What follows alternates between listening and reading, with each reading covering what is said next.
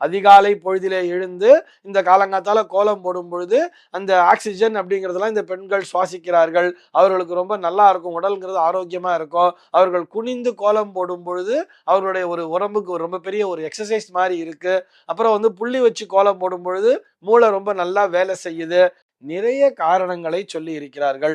ஆனால் ஆன்மீக ரீதியான ஒரு காரணம் அப்படின்னு எடுத்துட்டோம்னா, அதாவது கோலமிடுதல் என்பதே ஒரு மங்களகரமான ஒரு விஷயத்தினுடைய அடையாளம். இந்த கோலம் போடுறது வந்து இந்த பச்சரிசி மாவுல தான் போடணும். பச்சரிசி மாவுல போட்டோம்னா இந்த எறும்புலாம் வந்து சாப்பிட்டுட்டு போகும் அப்படிங்கிற மாதிரி, இந்த பூச்சிகளுக்கெல்லாம் அது உணவாக போகிறதுங்கிற மாதிரி கூட நிறைய காரணங்களை சொல்லி இருப்பார்கள். அவை எல்லாவற்றையும் கடந்து ஏன் இப்படித்தான் கோலமிட வேண்டும் அப்படிங்கிற மாதிரிலாம் சொல்லியிருப்பா தெரியுமா?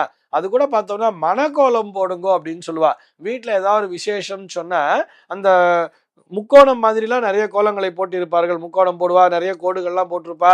சுத்தி வந்து அந்த காவியை கூட வச்சுட்டு வருவா. நடுவுல பார்த்தோம்னா ஒரு காவியை கூட வைப்பா தெரியுமா? இது எதற்காக அப்படின்னு சொல்லி பார்த்தோம்னா, இந்த உலகமே யந்திரமயமானது என்பதை புரிந்து கொள்ள வேண்டும். நிறைய பூஜைகள் என்று வரும்பொழுது, அங்க பூஜை அப்படின்னு சொல்லி வரும்பொழுது எதுக்காக பூஜை ரூம்ல கோலம் போடணும், அல்லது வீட்டுல வந்து ஒரு ஹோமம் பண்ணும்போது எதுக்காக கோலம் போடணும்னு சொன்னா, அந்த பூஜை செய்யும் பொழுது அந்த இடத்திலே ஒரு ஆகர்ஷணம், ஒரு ஈர்ப்பு சக்தி என்பது வர வேண்டும் அல்லவா? அதற்காகத்தான் கோலமிட சொல்கிறார்கள் அப்படின்னு சொல்றார். அதாவது நம்ம இந்த கோவில்ல கும்பாபிஷேகத்தெல்லாம் பார்த்தோம்னா, சுவாமி பிரதிஷ்டை பண்றதுக்கு முன்னாடி கீழே ஒரு யந்திரங்கிறத வைப்பா. எந்திர தகடுன்னு சொல்லுவா தெரியுமா? அதாவது ஒரு காப்பர்ல வந்து ஒரு பிளேட் மாதிரி இருக்கும். ஒரு சில இடங்கள்ல வந்து கோல்டு பிளேட்டடே கொண்டு போய் வச்சிருப்பா. அந்த யந்திரத்திலே அந்த கோலத்தினை வரைந்திருப்பார்கள். அங்கிருந்து துவங்கியதுதான் வீட்டு வாயிலிலும் கோலமிட வேண்டும் என்கின்ற விஷயம். இந்த யந்திர சக்தி எதற்காக அங்கே யந்திரத்தை வைக்கிறார்கள் சொன்னா, அந்த சொல்லக்கூடிய மந்திரங்களை அது உள்ளிழுத்து வெளியிலே இருக்கக்கூடிய அந்த அண்ட வெளியிலே இருக்கக்கூடிய தெய்வீக சக்தியை இழுத்து அந்த இடத்திலே ஒரு சாநித்தியத்தை தர வேண்டும் என்பதற்காகத்தான் அங்கே யந்திரத்தை பிரதிஷ்டை செய்து அதன் மேலே இந்த சுவாமியை பிரதிஷ்டை செய்கிறார்கள்.